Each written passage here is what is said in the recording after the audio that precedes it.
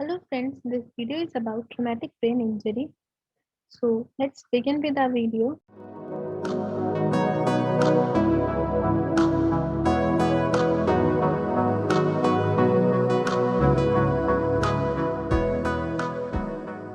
These five impairments, okay, in the neuromuscular areas, cognitive areas, obviously, neurobehavioral areas, communication and swallowing. In the neuromuscular impairments, it can lead to paralysis of upper limb and lower limb depends upon which part of the brain is affected. Okay, upper limb can be affected and lower limb can be saved, or both of them can be affected. Okay, abnormal tone. Obviously, if the brain is affected, then that would affect the tone of the muscles. The muscle tone would be abnormal. Motor function will always be abnormal. They might get some clonus, they might have hyperreflexia or reflexia, anything reflexes would can increase, or there could be no reflexes. Okay, the patient will not have any postural control, his postural control will be imbalanced.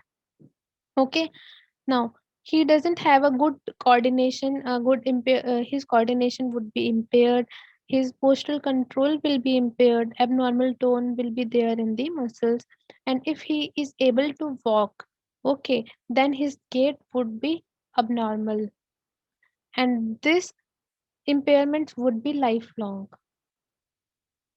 Now, the cognitive impairments that arousal level, this is most common that the patient may be in coma, he can be in vegetative state, he can be minerally conscious state.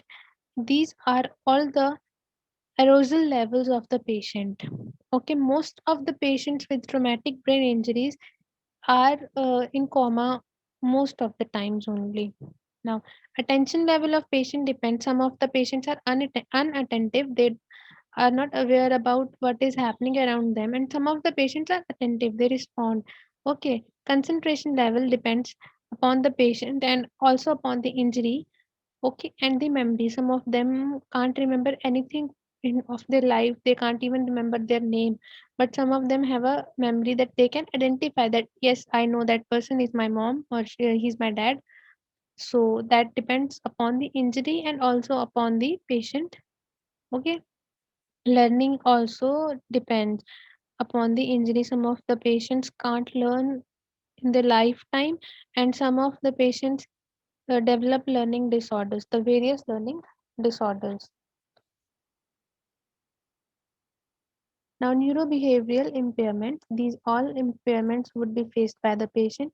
He would be aggressive, okay? He would be, he would agitate. Now, apathy would be developed. He would be emotionally unstable because he is facing so much things in his life. Now, he could be impulsive, he could be irritable, depends upon the patient. Okay. Now, these are the other impairments which patient would feel. Communication. Some of the times he can communicate with an eye reflex, or he could speak, but his speech is slurred speech. He speaks, but the words are not corporate. No, the words are not lined. The words are ununderstandable words. Some random words they pick, and sometimes his speech is normal only, but a slow speech. That depends upon the injury, and then the swallowing. Okay, sometimes he can't swallow anything, and sometimes he has the ability to swallow the things. Okay, these are the impairments which the patient would face. Now he could also face post traumatic seizures after the injury. Okay, when he is not when he's on the recovering phase, then he could face some seizures. Now, 12 to 51% of the people face seizures, and phenytoin is the effective medicine, you can say, in decreasing these post traumatic seizures. Now we'll look on for the diagnosis of traumatic brain injury. This is the Glasgow Coma Scale, which is the most commonly used scale for neurological conditions. Now, the another thing is MRI, which is the most important thing everybody prefers.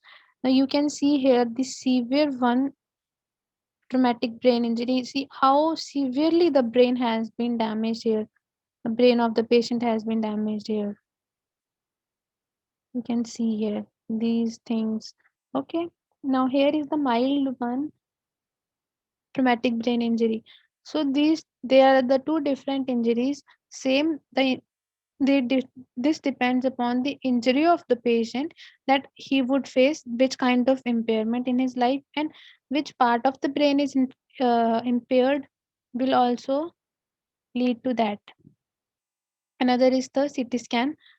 CT scan also shows good is an also a good imaging technique, but most of the times doctor prefer the MRI technique, because in the MRI the location, the anatomical structures are more clear as compared to the CT scan. So you can see here the severe how severely the brain has been damaged. Now the another is the rehab. Rehab is generally done by physiotherapists, but in cases of traumatic brain injury patient, the patient is mostly on the ventilator, on a life support system. So he cannot, sometimes he cannot talk to you, sometimes he cannot even respond. If you ask him to lift his arm up, he can't do that. So this needs a team of rehab professionals for the patients having traumatic brain injuries, in which there is a physiotherapist, a physician, a speech language pathologist, an occupational therapist, and a neuropsychologist always present in that team. So this is all for the today's video. I will make another part for the rehab purpose on the traumatic brain injury patients. So guys, if you like the video, please like the video and subscribe to my channel, and for more videos check out my channel. Thank you.